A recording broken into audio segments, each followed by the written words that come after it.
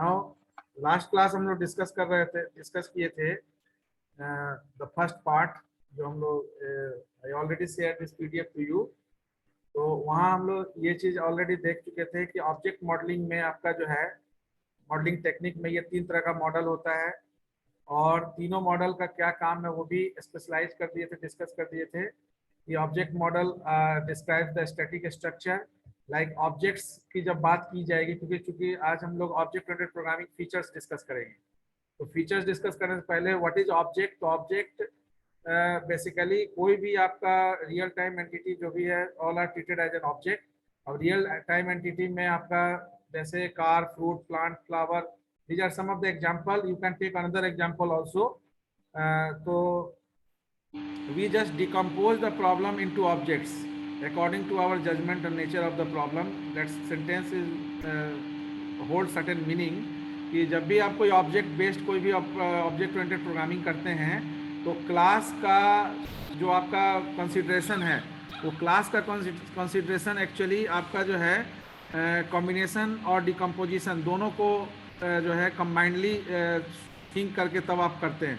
तो उसी के बेसिस पर क्लास क्या करता है, वो किसी भी सिमिलर टाइप्स ऑफ ऑब्जेक्ट का जो ग्रुपिंग है उस ग्रुप को रिप्रेजेंट करता है। जैसे स्टूडेंट क्लास हम लोग बोलते हैं, तो student is the class name in which all the participant is student type, ठीक है ना, all are student.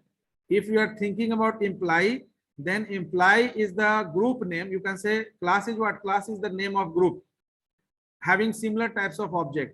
So that's why the concept of object oriented programming, the concept of class introduce entire features of object oriented programming. That means once you have the class in your program, then entire, more or less entire features of the particular object oriented programming is utilized by you with the help of that particular class.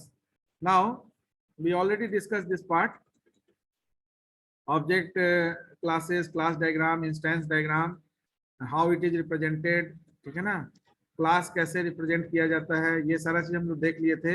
Dynamic modelling में आपका कोई event या state, यानी after occurring certain event state will be change, we just discuss that one. Functional model में overall भी हम लोग discuss कर लिए थे इन ब्रीफ कि object model describes the static structure, dynamic model describes the control structure, and functional model describes the computational structure. What is the relationship between functional model with object and dynamic model? We already discussed that part. Now these three models are the basic, you can say, building block of any object oriented programming. आप कोई भी object oriented programming करने जा रहे हैं, चाहे वो C++ या जावा, C#, जो भी आप प्रोग्रामिंग कर रहे हैं, उसमें ये आपका बेसिक बिल्डिंग ब्लॉक का काम करता है ऑब्जेक्ट मॉडलिंग टेक्निक। दूसरा जो अभी मॉडर्न आपका वे है रिप्रेजेंटेशन का, वो है यूनिफाइड मॉडलिंग लैंग्वेज। तो यूनिफाइड मॉडलिंग लैंग्वेज में हमारा जो वे ऑफ रिप्रेजेंटेशन है क्लास को रिप्रेजेंट करने का, वो ज्यादा स्कोप हमारे पास ज्यादा बढ़ गया, ठीक है ना। Now in this particular section, some of the historical part of related to the C++. Before C++, you already know that C++ is the inherited part of the C language. तो C से ही inherit हुआ है, that's why entire features of C is also maintained by C++ along with some new features. तो new features is the OOPS, यानी कि नया feature आपका क्या है, वो object oriented version of C. इसलिए इसको object oriented version of C भी बोला जाता है कभी कभी, क्योंकि it looks like a C language, only the object oriented और class inclusion is the new one you can see in this particular language. Everything is similar to the C. तो कभी कभी इसको C with classes भी दिया गया नाम, finally C++ जो है इसको नाम दे दिया गया, क्योंकि ये C++ क्या है, ये C को इंक्रीज किया गया, C is enhanced, C language is enhanced in C++ by introducing the object oriented programming features. तो that's why the C mathematically अगर हम देखा जाए इसको, तो C is a subset of C++, यानी कि the surrounding is the C++, inside the C++ there is a C. That means C++ has its own features along with all features of C language. So you can see in this particular diagram, it is quite clear that it is very much clear to you that it is a subset. C is the subset of C++, that means C++ is the superset, ठीक है ना। For see it is a superset, तो C++ hold entire features. Now the applications invent this C++ is invented by Jan Strostrup, and some of the applications of this particular language is like Photoshop, Image Ready, Illustrator, Acrobat, Reader जो आप use कर रहे हैं, CAD, e-commerce software में Amazon.com का coding जो है C++ based है, Firefox browser, Mozilla, MySQL server, MySQL cluster. So these are some example. Google search engine, web search engines like Google, ठीक है ना। तो these are the applications related to this particular language, because you see that here there is a particular features to inherit reusability of the code. So you just see that in each and every segment there is a reusability features occur. अगर आप देखते हैं कोई भी package application देखते हैं तो MS office का न्यू वर्जन देख रहे हैं, न्यू वर्जन देख रहे हैं, दैट मीन्स ओल्डर वर्जन को लेते हुए नया वर्जन बनाया जा रहा है, यानी कि all the features, existing features of the particular application is continue with some new one. So that is the particular importance of object-oriented programming, where we are directly implement whenever some new idea comes in our mind. जब भी आपके mind में कोई नया idea आएगा, you just implement it by you introducing class over there. So this is not in case of C language. Whenever we are writing C language program, because it is procedural language program, so there is no such types of option over there. We can implement our new idea by the utilizing the existing one. जो पहले से आपका code है उसको utilise करते हुए हम नया आइडिया कर पाए, ऐसा संभव नहीं था। तो we already discussed the major difference between C and C++. तो मेजर डिफरेंस हम लोग क्या देखे, मेजर डिफरेंस सबसे पहला हम लोग फर्स्ट क्लास में ही देखे थे कि मेजर डिफरेंस इज व्हाट, कि inclusion of header file. First difference is inclusion of header file, because now we are introducing cout and cin object of IOStream class. Earlier we are using printf and scanf in case of C language. So for printf and scanf we are using prototype studio.h as a header file. So inclusion of header file studio.h is the prototype declaration for printf and scanf. Here we change it and by IOStream. लेकिन यहाँ एक question ये है कि अगर हम studio.h का other कोई फंक्शन यूज करना चाहें तो we can include studio.h not for printf and scanf but other than printf scanf whatever function we have. तो अदर देन printf scanf कोई ऐसा फंक्शन है studio.h में? No sir. No sir. हाँ, तो इसलिए C++ में आपको स्टूडियो कम दिखेगा, studio.h कम दिखेगा, ठीक है ना। नाउ नेक्स्ट इन C में वही चीज, यहाँ पर कंपैरेटिव चार्ट बनाया हुआ है C में, तो ये ऑलरेडी हम लोग प्रोग्राम के थ्रू देख चुके हैं। C++ में नया क्या है, तो C++ में कमेंट सेक्शन जो है वो multi line and single line दोनों सपोर्ट करता है। ये भी चीज आप ऑलरेडी C का प्रोग्राम C++ कंपाइलर पर लिख रहे होंगे, तो पहले से भी आप ये काम कर रहे होंगे, यूज कर रहे होंगे। नाउ नेक्स्ट हम लोग जो है कुछ एग्जांपल प्रोग्राम किए थे इसमें C में। C++ में एक और चीज नया क्या है कि न्यू और डिलीट, जो डायनेमिक मेमोरी एलोकेशन आप पढ़े थे C में, उसमें malloc, calloc, realloc, various allocation function था, और डिलीट करने के लिए फ्री, यानी मेमोरी को डी एलोकेट करने के लिए फ्री फंक्शन यूज किए थे। तो जितना भी डेटा स्ट्रक्चर का प्रोग्राम हम लोग किए वहां पर मेमोरी एलोकेशन और डी एलोकेशन के लिए ये सर्टेन फंक्शन को यूज किए थे C में इंप्लीमेंट करने के लिए। C++ में ये दो ऑपरेटर के थ्रू होगा, यानी there is no number of allocation function, single new operator is there and delete operator is there. तो for using new you can allocate the memory and delete you can deallocate the memory. So in Java also you are using new keyword, ठीक है ना। In C++ also we are using new keyword. Now C++ क्या है, it will reduce the cost of calls in calling small function inline.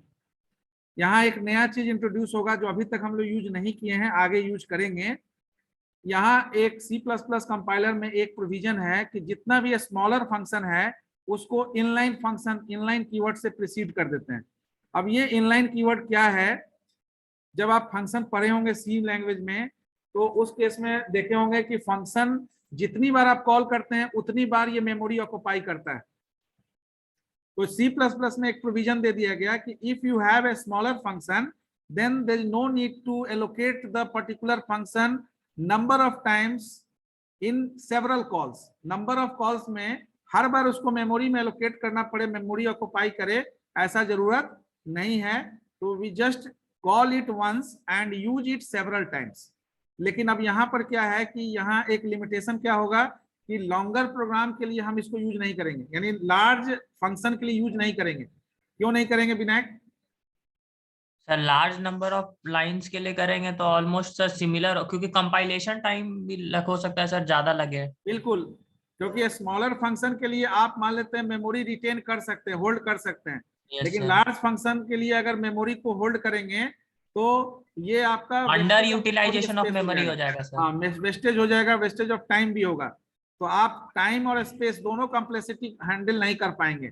इसलिए C++ compiler ये privilege या ये आपको परमिशन केवल स्मॉलर फंक्शन के लिए इनलाइन बनाने के लिए करता है, और ऑटोमेटिकली स्मॉलर फंक्शन, अभी तक जो भी फंक्शन हम लोग यूज किए सब all are smaller function.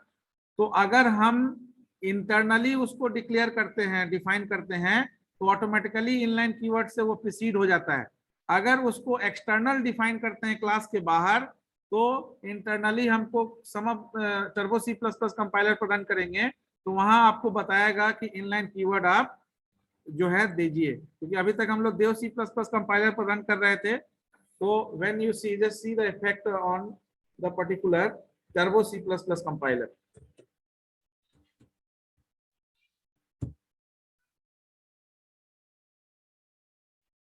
Screen is visible?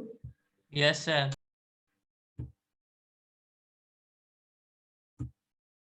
Now see, when you write any program,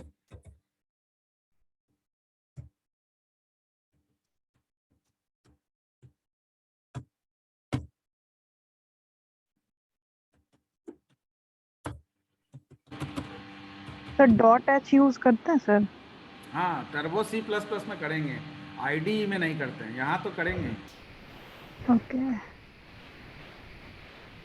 turbo C3 भी तो आईडी ही है ना सर? टर्बो C++ कंपाइलर है। अच्छा।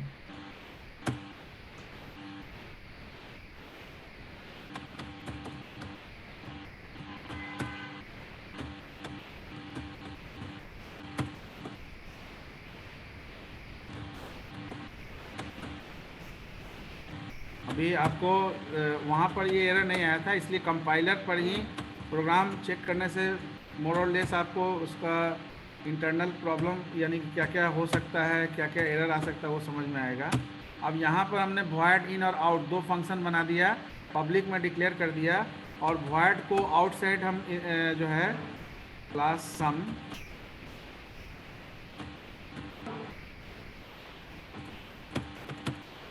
है ना,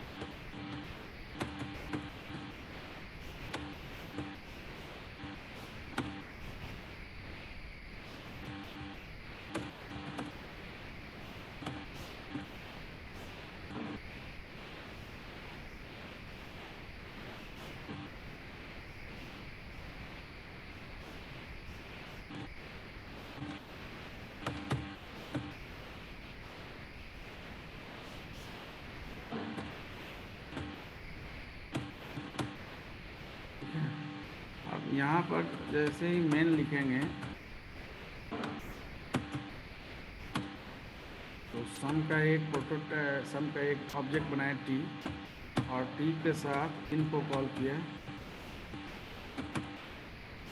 टी डॉट गेट ch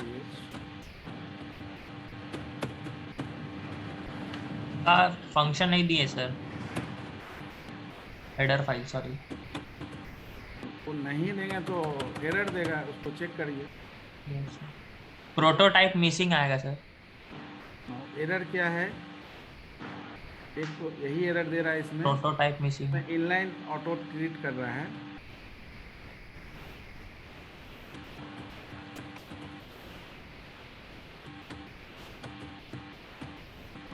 ठीक है, देखते हैं इसमें दे रहा है कि नहीं।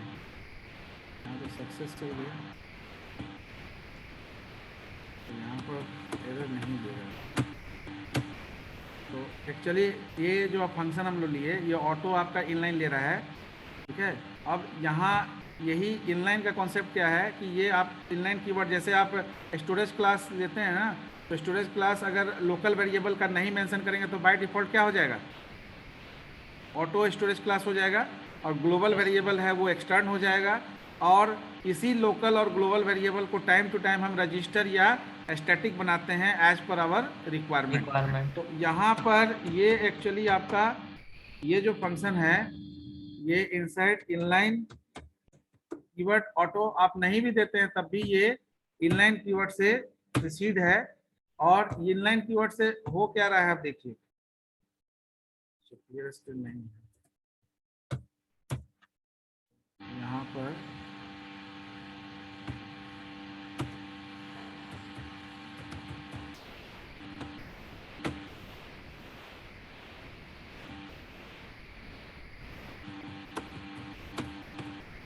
तो अब देखिए यहाँ पर क्या है कि हमने एक ऑब्जेक्ट बनाया। अब इस एक ऑब्जेक्ट में मान लेते हैं कि अगर यहाँ एरे ऑफ ऑब्जेक्ट है, सपोज 2 ऑब्जेक्ट ले लेते हैं। ठीक है, तो एरे ऑफ ऑब्जेक्ट है अगर, और इसको सेम फंक्शन को हमको 0 1 2 यानी कि 3 ऑब्जेक्ट के लिए यूज करना है, तब उस केस में यहाँ पर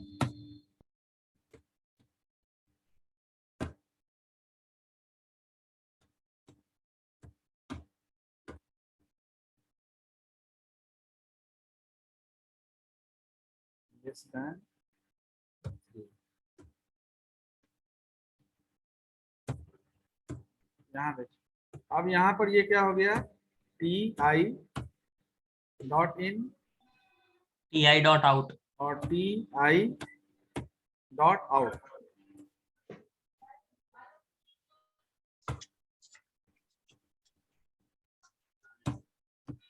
अब क्या है कि ये इन आउट फंक्शन जो है, इनलाइन से क्या बेनिफिट है कि इनलाइन फंक्शन जो है एक ही बार कॉल होगा। पहली बार I इक्वल टू 0 के लिए एक बार कॉल मैप होगा, और फिर 0 1 2 3 जितना भी है सबके लिए वो एक्सेस होगा। ठीक है, जनरली जब हम लोग प्रोग्रामिंग करते हैं तो इनलाइन फंक्शन सी में नहीं था, तो वहाँ क्या था, जैसे 2 3 हमने डाला 56, फिर दूसरे वैल्यू के लिए, फिर तीसरे वैल्यू के लिए, ठीक है ना। इसके बाद सर यहाँ 2 ऑब्जेक्ट ना बनाए थे। एक हो गया 0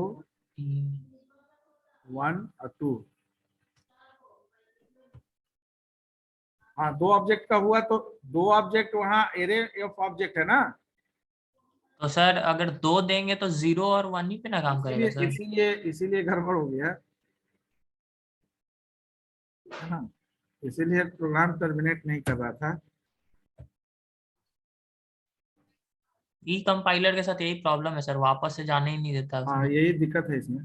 सेव पूरा मेहनत बर्बाद। तो हाँ, छोड़ दीजिए, मेहनत वो प्रोग्राम तो होगा ही, नो नेम से सेव होगा।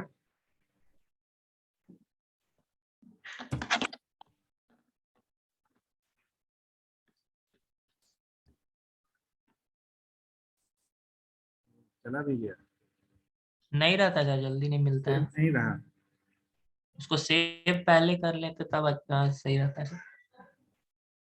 चलिए कोई बात नहीं है, जो बताना था वो बता दिए। Yes sir. ठीक है ना, कि आपका जो इनलाइन का काम क्या है, इनलाइन से आपका मैपिंग एक बार होगा और एक्सेस मल्टीपल टाइम्स होगा। इसलिए लार्ज एप्लीकेशन के लिए हम इसको यूज नहीं कर सकते हैं। लार्ज फंक्शन के लिए यूज करेंगे तो एक बार मैप करके मेमोरी ऑक्यूपाई कर लेगा।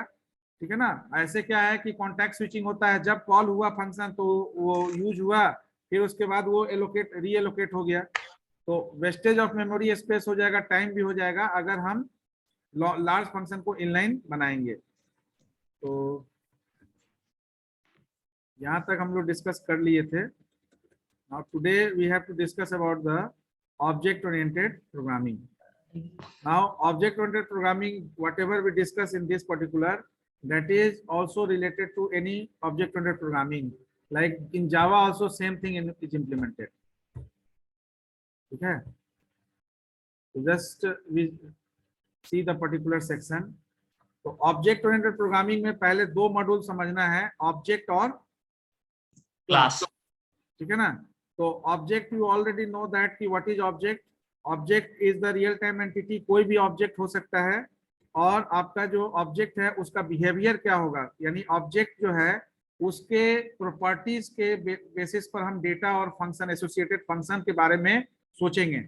अब उसका डेटा और फंक्शन के बारे में कहाँ सोचेंगे, तो वो ऑब्जेक्ट के लिए जो कॉमन ग्रुप का नाम बनाया जाएगा। जैसे आप व्हाट्सएप में ग्रुप बनाते हैं, तो व्हाट्सएप में ग्रुप बनाते हैं, कॉलेज में कोर्स में ग्रुप बनाते हैं, तो वैसे ही ग्रुप में आपका अगर फ्रेंड का ग्रुप है तो उस ग्रुप में केवल फ्रेंड को रखेंगे आप, ठीक है ना। Yes. अगर रिलेटिव्स का कोई ग्रुप है घर के, तो उसमें केवल रिलेटिव्स को आप जो है एक साथ रखेंगे। कोई भी मैसेज आप रिलेटिव के लिए भेजेंगे, फ्रेंड को आप अलग मैसेज भेजेंगे। तो किस तरह के ग्रुप में किस तरह का इंफॉर्मेशन हैंडलिंग करना है, उसको हम ऑब्जेक्ट के बेसिस पर ये फिक्स करेंगे, ठीक है ना।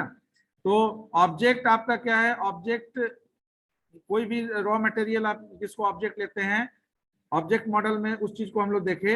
अब उसको उसका जब स्पेसिफिकेशन करने लगते हैं, स्पेशलाइजेशन करने लगते हैं और फिर जनरलाइजेशन की तरफ बढ़ते हैं, तो दो तीन चीज आप पढ़े होंगे, स्पेशलाइजेशन, जनरलाइजेशन, एग्रीगेशन, ये सब पढ़े हैं कि नहीं? No sir.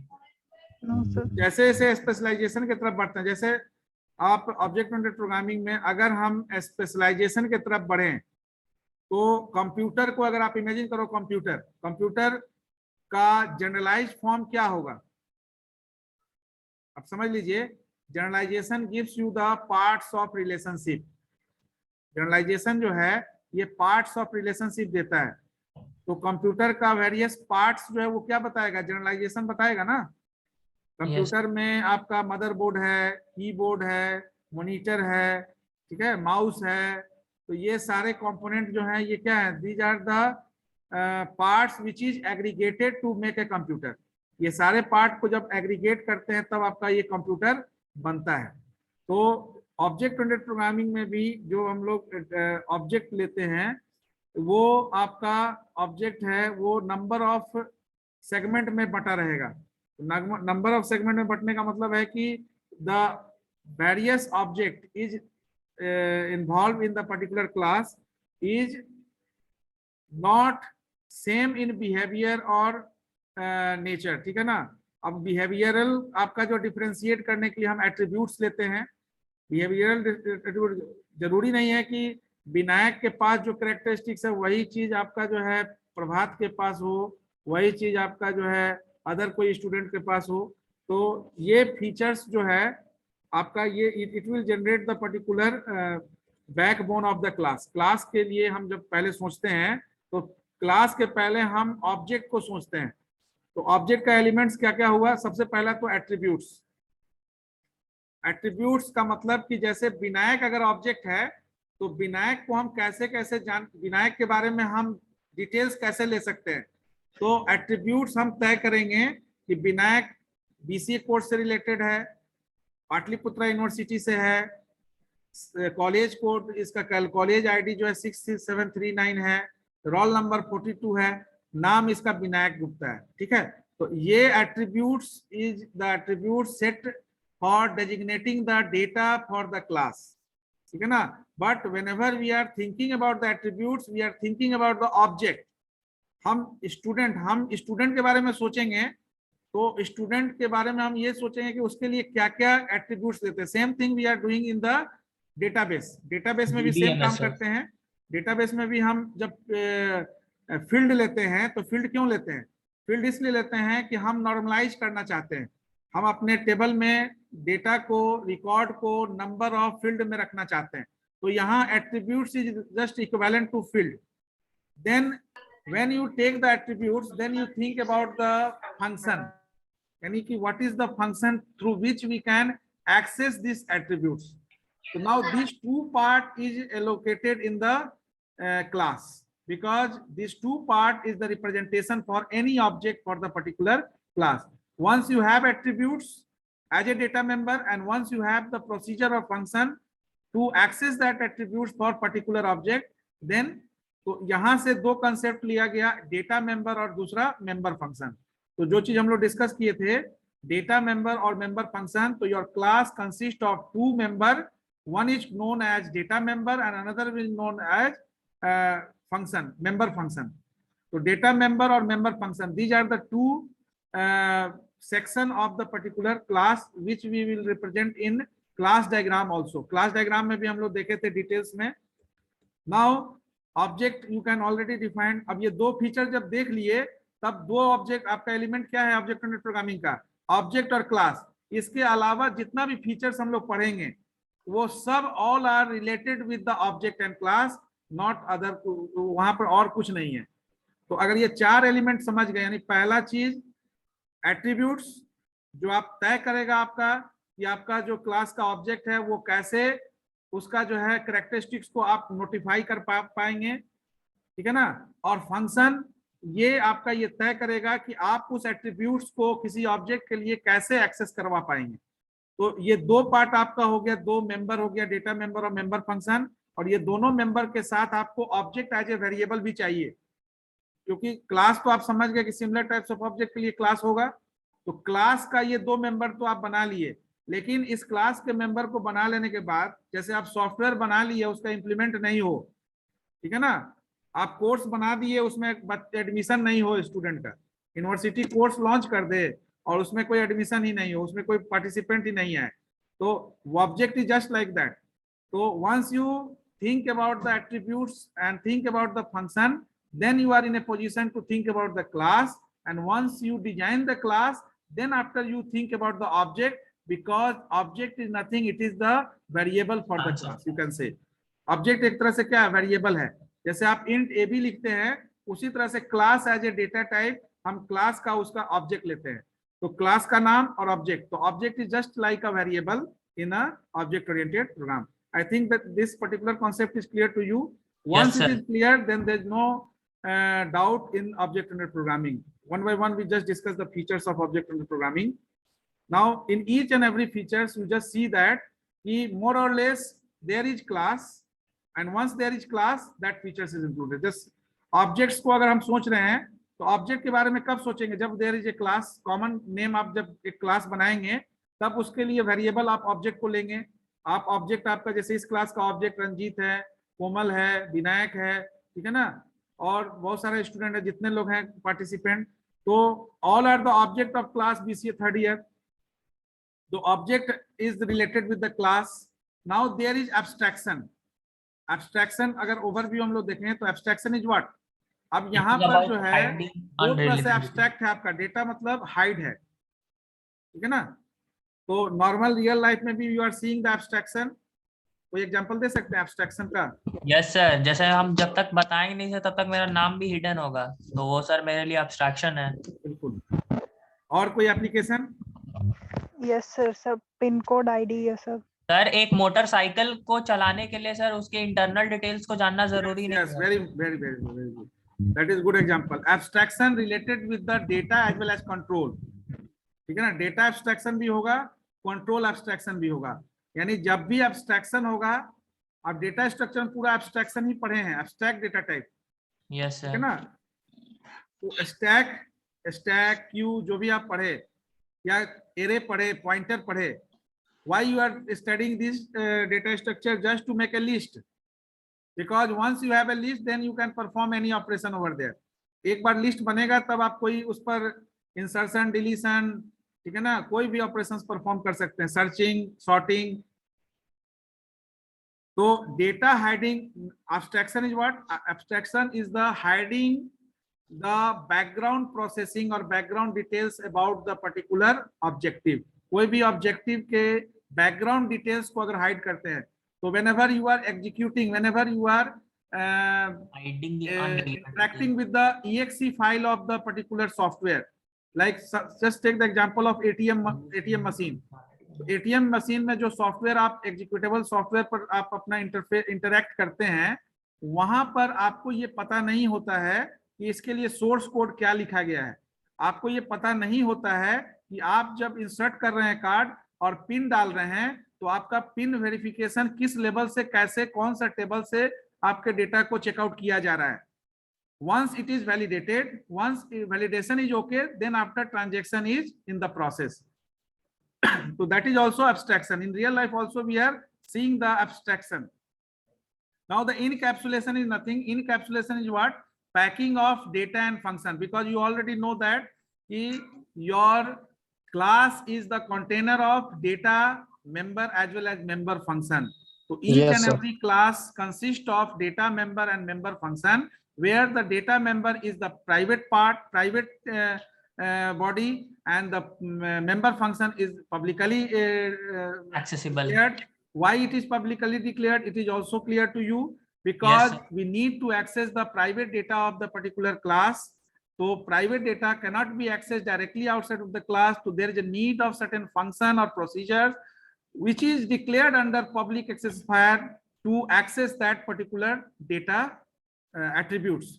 तो जो भी डेटा मेंबर आज एट्रीब्यूट्स आप ले रहे हैं उसको एक्सेस करने के लिए आपको ऐसा फंक्शन या प्रोसीजर चाहिए जो प्राइवेट नहीं हो, यानी प्राइवेट एक्सपायर नहीं हो, पब्लिक एक्सपायर के अंदर आपका वो डिक्लेयर्ड हो।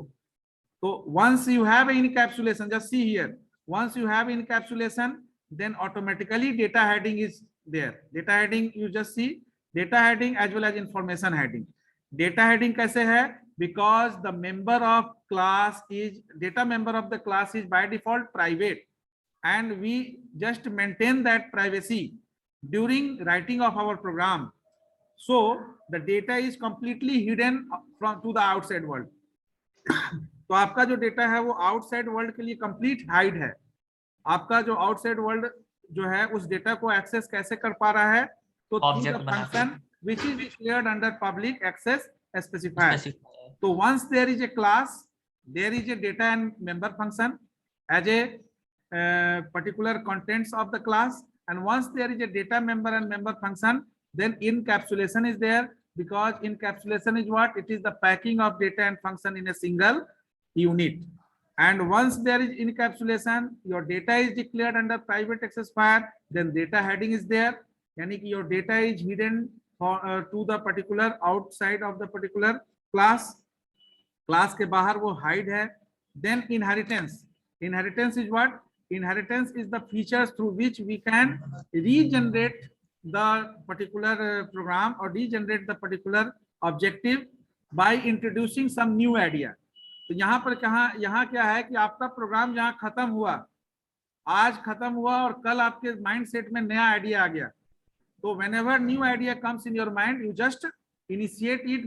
How you can initiate it? Anyone? Yes sir, by inheriting the previous methods. By inclusion of new class only. By inclusion of new class, or whenever you are including the new class, you just include that new class with the existing one, from the existing one.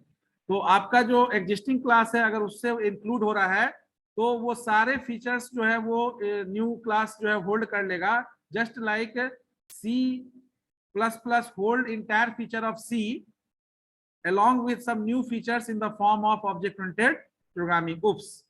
So there is a inheritance, polymorphism, message passing. Whenever we are writing class program, then you see that you are declaring object for the particular class. So whenever you are declaring object, message passing is there. How message passing is there? By using the concept of constructor, sir. No constructor. Constructor is the later on we will discuss. Message passing का मतलब क्या है?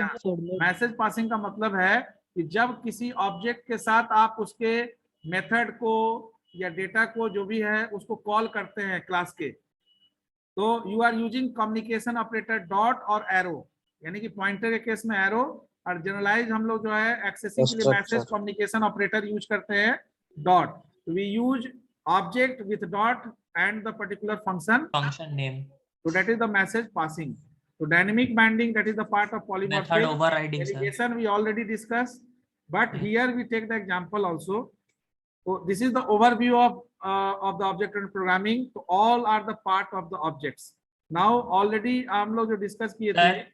कि आपका जो object है वो static structure है. स्टैटिक स्ट्रक्चर है because object is the part of object model, both object and class. तो यहाँ पर आपका जो है किसी भी ऑब्जेक्ट का जो बिहेवियर है वो एक तरह से सेम थिंग यहाँ पर है, आपका जो है क्लास डायग्राम रिप्रेजेंट कर रहे हैं. तो स्टूडेंट अगर ऑब्जेक्ट,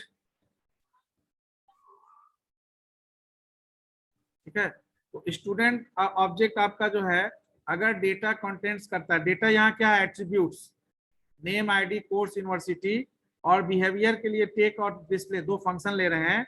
तो ये आपका क्या है, this is the instance diagram बताए थे. राउंडेड रेक्टेंगुलर बॉक्स में अगर पैरेंथेसिस के अंदर क्लास के नेम को रखते हैं तो this represent the object diagram as an instance diagram. तो ये स्टूडेंट ऑब्जेक्ट को रिप्रेजेंट कर रहा है और इसी का हम लोग जो है डेटा ले लिए कि इसमें डेटा क्या होगा. तो ये डेटा किसके बेसिस पर गया, नेम, आईडी, कोर्स और यूनिवर्सिटी जो आपका एट्रीब्यूट्स आपने लिया उसके बेसिस पर ये डेटा हुआ. और ये डेटा इंक्लूजन कैसे हुआ, इस फंक्शन टेक और डिस्प्ले. तो इंस्टेंस डायग्राम में भी you can represent the actual value, ठीक है ना. यहाँ पर भी बहुत सारा वैल्यू दिख रहा है, अभी जितने लोग क्लास में हैं सारे वैल्यू हमको यहाँ दिख रहे हैं, सारे का कुछ ना कुछ आइडेंटिफिकेशन यहाँ दिख रहा है. तो same thing is for object, object hold the value and class hold the particular attributes and the procedures. तो क्लास अगर स्टूडेंट है, अब डिफिनीशन आपको देखना है तो क्लास का डिफिनीशन सिंपली आप दे सकते हैं, it is user defined data type because you are designing the class as per your requirement. आपको फैक्टोरियल निकालना है तो फैक्टोरियल का क्लास में पैलिंड्रोम करना है तो पैलिंड्रोम, यानी as per your requirement you are designing the class as like a structure and union. जैसे स्ट्रक्चर और यूनियन बनाते हैं वैसे ही क्लास बनाते हैं, ठीक है. तो क्लास स्टूडेंट है तो ऑब्जेक्ट अगर बीसीए है, ठीक है ना, क्लास स्टूडेंट में अगर ऑब्जेक्ट बीसीए है तो स्टूडेंट क्लास है. तो एक क्लास बनाए स्टूडेंट नाम का, उसमें डेटा एट्रीब्यूट्स हो गया सारा और function. Why I discuss this thing, number of times you have to do the same work. आपको यही काम करना है जब भी क्लास किसी जनरल प्रोग्राम को क्लास में कन्वर्ट करना है तो you have to think about the attributes as a data and you have to think about the procedure as a function through which you can access these attributes for any object, because object is what, it is the variable for the particular class. Now there is example program, we already write this types of program. Like student अगर है और student में ID, name, course, university, all are what, all are the private member of this class. So to access these attributes we need a public member function. यानी take और display हमारा public लेने का जरूरत क्यों है, ये कोई पूछ सकता है आपसे. Why take and display declared under public sphere, because you are in the you just want to access this private data member outside of this class, and to access this data member outside of the class there is need of certain procedure or function which is declared under public access specifier. That's why you are mentioning that particular function, declaring the particular function under public access specifier. So you just check out this program on your system. I think that general concept है यहाँ, user entry लिया गया है और उसको format करके display कराया गया है, ठीक है ना. और फॉर्मेटिंग के लिए कॉन्कैटिनेशन यूज किया गया है. अगर बीसीए ऑब्जेक्ट ले रहे हैं, कोई भी बीसीए नाम, बीसीए की जगह टी, पी, क्यू कुछ भी ले सकते हैं, तो इस ऑब्जेक्ट के साथ इसको कॉल कर रहे हैं. This is the message passing. bca.take is जैसे ही कॉल करेंगे तो आपका ऑब्जेक्ट जो है इस एट्रीब्यूट को एक्सेस करना, फिर बीसीए नाम के ऑब्जेक्ट के लिए ये चारों एट्रीब्यूट्स होगा. तो यहाँ बीसीए के अंदर आपका जो है आ सकता है. रख देते हैं. 43 हो गया, 43 हो गया %. हाँ, तो इसको एक बार आप देखिएगा, नेक्स्ट क्लास में इसको कंटिन्यू करेंगे क्योंकि इसके पहले का चीज हम लोग डिस्कस नहीं किए थे, इसलिए थोड़ा सा ओवरव्यू लिए आज. आई थिंक दैट कि बेसिक जो चीज हम लोग देखे यहाँ पर, यानी कि जो ऑब्जेक्ट ओरिएंटेड प्रोग्रामिंग का पार्ट है, इसको एक बार आप रीड आउट करके स्टडी करके आइएगा, पढ़ के आइएगा. And examples are also there. You just try to execute the same on your system to check out and verify कि what is the impact of particular features of the object oriented programming in your program. ठीक है, next class में इसको conclude करेंगे। Thank you sir. Thank you.